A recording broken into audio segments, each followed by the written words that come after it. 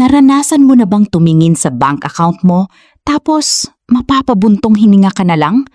Yung tipong kakatanggap mo lang ng sweldo kahapon, nagbayad ka lang ng kuryente, tubig, upa at mga utang, tapos ngayon parang dumaan lang sa palad mo yung pera? Wala na, ubus na naman. Pakiramdam mo bang nauubos ang oras at lakas mo sa kakatrabaho?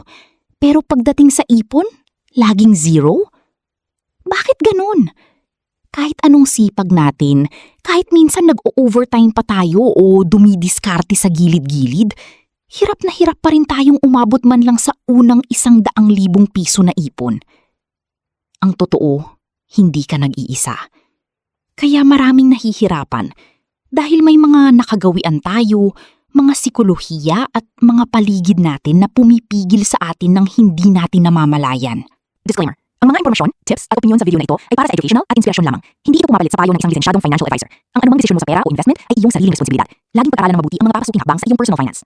Bago natin himayin yan, welcome sa ating YouTube channel, Tips for Pinoy, kung saan tinutulungan natin ang mga ordinaryong Pilipino na mabago ang takbo ng kanilang financial life. Gusto kitang tulungang makaahon. Kung nararamdaman mo na napag-iiwanan ka na, nandito ako para sabihin sa'yo na may pag-asa pa. Makinig kang mabuti. Alam ko ang hirap. Alam ko kung gaano kabigat yung pakiramdam ng mga breadwinner na nag-aabot sa pamilya hanggang sa walang matira sa sarili. Ganyan ang buhay ng maraming OFW na nagtitiis ng lungkot sa ibang bansa. Tapos pag-uwi, walang naipon. Ganyan din ang mga call center agent na nagpupuyat, ang mga vendor, mga tricycle driver, at ang mga ordinaryong empleyado na nakikipagsiksikan sa jeep at MRT araw-araw. Pagod na pagod ka na, di ba? Pero teka muna, hanggang kailan tayo ganito? Habang tumatagal, tumatanda tayo.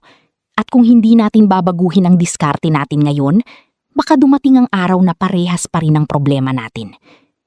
Ito ang sikreto na hindi tinuturo sa school. Ang pinakamahirap ipunin sa buong buhay mo ay ang unang 100,000 pesos. Kapag nakuha mo na ang unang 100K mo, magigising ang utak mo. Iba na ang takbo ng isip mo. Magugulat ka na lang yung susunod na 200K, 500K, hanggang umabot sa 1,000,000, mas madali na. Bakit? Dahil para maipunan mo ang unang 100K, kailangan mo munang basagin ang lahat ng maling kaugalian mo sa pera. At dito nagsisimula ang lahat. Paano ba talaga? Pag-usapan natin ito ng malaliman. Ang unang sakit, ang patibong ng deserve ko to. Naisip mo na ba kung bakit tuwing may increase ka sa sahod o tuwing may bonus, parang hindi rin nadadagdagan ang ipon mo? Ito ang hindi alam ng karamihan. Tinatawag itong lifestyle creep. Maging honest tayo. Aminin natin na kapag nakakahawak tayo ng malaking pera, ang una nating naiisip ay reward. Deserve ko to kasi napagod ako eh. Bibili ng bagong sapatos, magpapadeliver ng masarap na pagkain, o mag-a-upgrade ng cellphone. Ito ang problema. Ang lumang mindset natin, ginagastos muna natin ang sahod natin at kung ano ang matira, yun ang ipon. Madalas, walang natitira.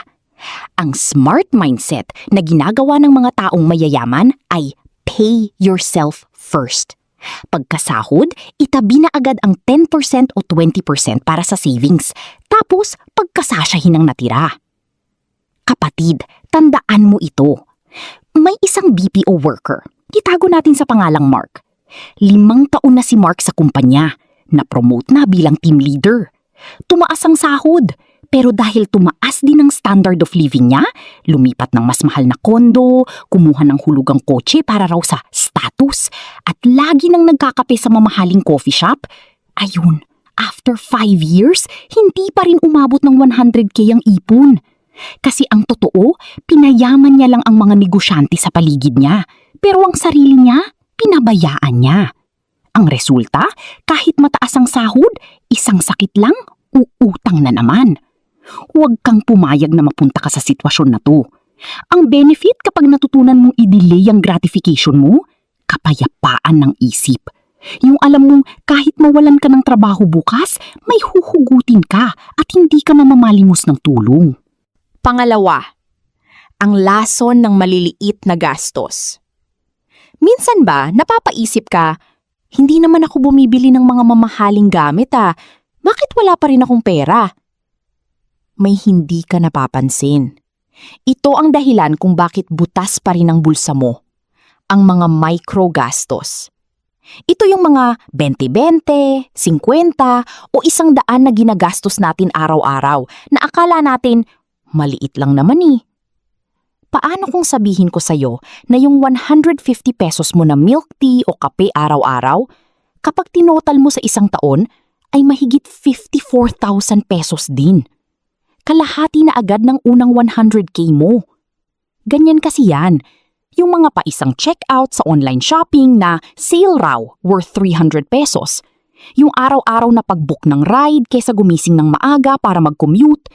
Yung paulit-ulit na pagpapadeliver ng fast food kasi tinatamad kang magluto. Dito nagkakamali ang maraming tao. Ang lumang mindset? Maliit na halaga lang naman to. Hindi to makakaapekto. Ang smart mindset? Ang maliit na butas kapag napabayaan, kayang magpalubog ng malaking barko. Tignan mo si Sarah, isang ordinaryong empleyado na mahilig mag-scroll sa mga shopping apps tuwing gabi. Hindi niya namamalayan, bawat araw dumadating ang mga parcels niya na tig 150, 200, 300 pesos. Napakasaya niya pag may dumadating. Pero nung nagka-emergency sa pamilya niya, pambili ng gamot ng nanay niya, ni 5 wala siyang madukot. Umiyak siya at nangutang ng may mataas na interes. Kung alam mo lang sana kung gaano kasakit ang laging nag-aalala sa pera tuwing may emergency. Kaya kung gusto mo talagang makaipon ng 100K, ilista mo ang lahat ng ginagastos mo sa isang buwan. Makikita mo dyan saan tumutulo ang pera mo. Kapag na-track mo na, mas madali mong mapuputol ang mga walang kwentang gastos. Ang pangatlong hadlang, ang mga emergency ng ibang tao. Ito ang masakit na katotohanan na mahirap tanggapin, lalo na sa ating mga Pilipino. Pakiramdam mo ba na minsan, nagtatrabaho ka hindi para sa sarili mo, kundi para sa buong angkan mo? Dito tayo naiipit. Mahal natin ang pamilya natin. Yes. Gusto nating tumulong. Yes. Pero teka muna. Paano naman ikaw? Karamihan ng tao naiipit sa tinatawag nating toxic Filipino family culture, kung saan ginagawa tayong retirement fund o emergency fund ng mga kamag-anak natin. May hihingi pang birthday party, may uutang pambayad ng kuryente dahil na short sila, o may hihingi pang debut ng inaanak. Alam mo ba na hindi mo responsibilidad na saluhin ang lahat ng kapabayaan ng ibang tao sa pera? Ang lumang mindset. Dapat kong ibigay lahat kasi pamilya, kaibigan ko sila. Baka sabihin nila madamot ako. Ang smart mindset. Tutulong ako ng naaayon sa budget ko para hindi rin ako maging pabigat sa kanila balang araw. Naalala ko si Kuya Joel, isang OFW sa Middle East. Kilala siyang laging galante. Lahat ng padalang hinihiling ng pamilya niya, bigay agad. Nakapagpatapos siya ng mga pamangkin, nakapagpaayos ng bahay ng mga magulang. Pero after 10 years, umuwi si Kuya Joel dahil nagkasakit siya. Wala siyang sariling ipon. At nung siya na ang nangangailangan, walang pumansin sa kanya. Nagkanya-kanya na yung mga taong tinulungan niya. Nakakadurog ng puso, di ba? Ito ang pinaka-importante. Kailangan mong mag-set ng boundaries. Maglaan ka ng help fund sa budget mo. Halimbawa, 1,000 pesos lang ang kaya mong itulong ngayong buwan. Kapag naubos na yun, matuto kang humindi. Huwag kang makonsensya kung inuuna mo ang future mo dahil kapag walang-wala ka na, sarili mo lang ang sasagip sa'yo. Ang pang-apat na sikreto, ang tamang lalagyan. Kung nagsisimula ka ng mag-ipon, baka nandito ka na sa stage na ito. Nagtatabi ka na, pero bakit parang hindi lumalaki? Bakit parang hindi mo ramdam ang 100K? Bakit parang may kulang. Dahil ang realidad, hindi sapat ang pag-iipon lang. Kung nilalagay mo ang pera mo sa alkansya, sa ilalim ng kama, o sa traditional bank na nagbibigay lang ng 0.06% o wala pang 1% na interes bawat taon, kinakain lang ng inflation ang pera mo. Ang inflation ay yung pagtaas ng presyo ng mga bilihin. Yung 1,000 pesos mo noon na puno na ang grocery cart, ngayon isang basket na lang. Ang lumang mindset, itago lang sa bangko o sa bahay para safe. Ang smart mindset, ilagay ang savings sa lugar na kikita ng malaking interes habang natutulog ka. Dito na papasok ang magagandang financial tools na available na ngayon sa Pilipinas. Bakit hindi mo gamitin ang mga digital banks na nag-offer ng 4% hanggang 6% interest rate per annum? O kaya ang Pag-ibig MP2 na nagbibigay minsan ng 6% to 7% dividends na tax-free pa. Kapatid, ganito kasi yan. Kapag inilagay mo ang pera mo sa instrumentong kumikita, yung pera mo na mismo ang nagtatrabaho para sa'yo. Kahit natutulog ka, dinadagdagan nito ang ipon mo na magpapabilis sa'yo na maabot ang unang 100K mo. Iyon ang tunay na kapangyarihan ng compound interest. Ang panglima at pinakamalupit na katotohanan, palakihin ang kita. Ito ang tanong, paano kung ginawa mo na lahat? Nakapag-budget ka na, wala ka ng luho, wala ka ring padala sa iba, inilagay mo pa sa MP2 ang pera mo. Pero ang problema, sa sobrang liit talaga ng sahod mo, sapat lang pangkain. Paano na? Ito ang masakit na katotohanan na hindi madalas sabihin ng iba. You cannot outsave a low income. Hindi mo kayang ipunin ang perang hindi mo kinikita. Kung 15,000 pesos lang ang sahod mo at 14,900 ang basic expenses mo sa buhay, gaano katagal bago mo maipon ang 100K? Aabutin ka ng dekada. Kaya ang smart na Pilipino, hindi lang nagfo-focus sa paghihigpit ng sinturon. Nag-iisip siya kung paano magpapalapad ng bulsa. At dito nagsisimula ang pag-a-upgrade ng skills at paghahanap ng extra income. Tignan mo si Mang June, isang tricycle driver. Alam niyang hindi sasapat ang pasada lang para sa pamilya niya. Kaya habang nag-aantay ng pasahero sa pila, nanonood siya ng YouTube tutorials kung paano gumawa at magbenta ng mga kakanin at merienda online. Nung una, 1-2 order lang. Pero nung natuto siya, asawa niya na ang tagaluto. Siya ang taga-deliver bukod sa pasada niya. Yung extrang 500 pesos araw-araw mula sa side hustle na yun, idiniretso niya lahat sa ipon. Sa loob ng wala pang 1 taon, nabasag niya ang unang 100K niya. Paano kung sabihin ko sa'yo na kaya mo ring gawin ito? Ano ang skills mo? Marunong kang mag-bake? Mag-edit ng video? Mag-design ng graphics? Magluto? Mag-repair ng cellphone? Gamitin mo yan tuwing day off mo o after office hours para mag-create ng isa pang stream of income. Sa umpisa, mahirap. Mapupuyat ka, mapapagod ka. Pero ang ipon mo, bibilis ang pagtaas. Ang huling babala, mag-ingat sa mga scammer. Kapag desperado na ang isang tao na makaipon ng 100K agad-agad, diyan pumapasok ang mga manloloko. Yung fear of staying poor, yun ang ginagamit ng mga scammers para lokohin ka. Babalaan kita. Makakakita ka ng mga tao sa Facebook or TikTok na magsasabi sa'yo, ibigay mo sa akin ng 10,000 mo, gagawin nating 50,000 sa loob ng 1 buwan. Walang gagawin. O kaya yung mga nag-aalok ng paluwagan na malaki daw ang tubo.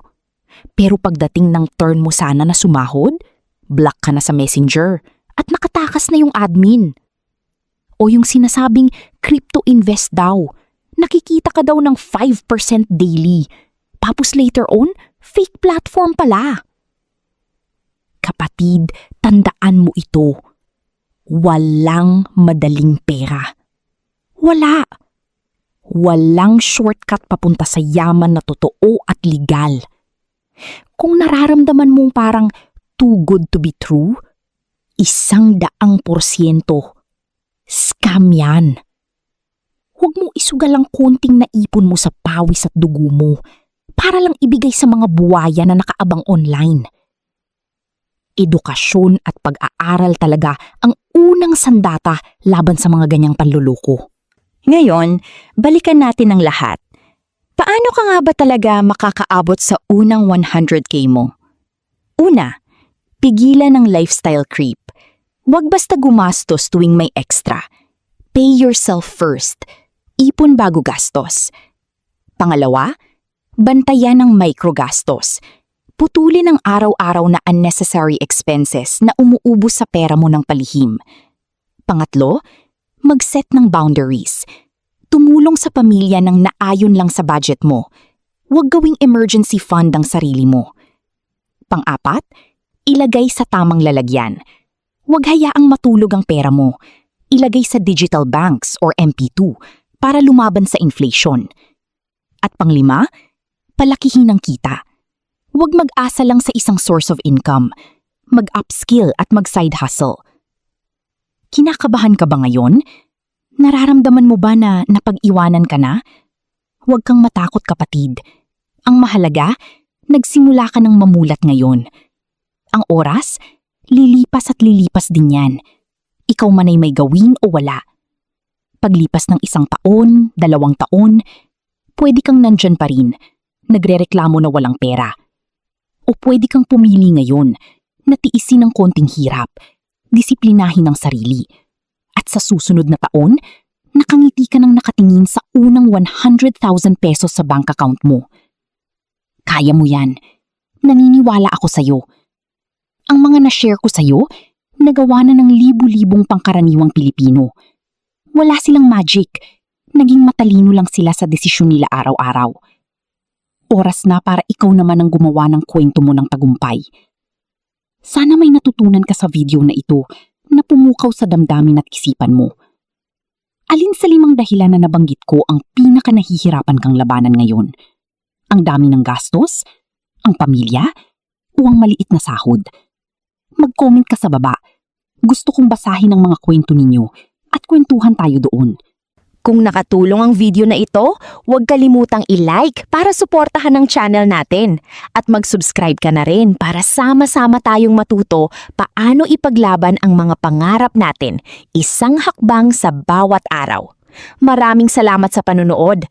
Ito po ang Tips for Pinoy at hanggang sa muli nating pagkikita.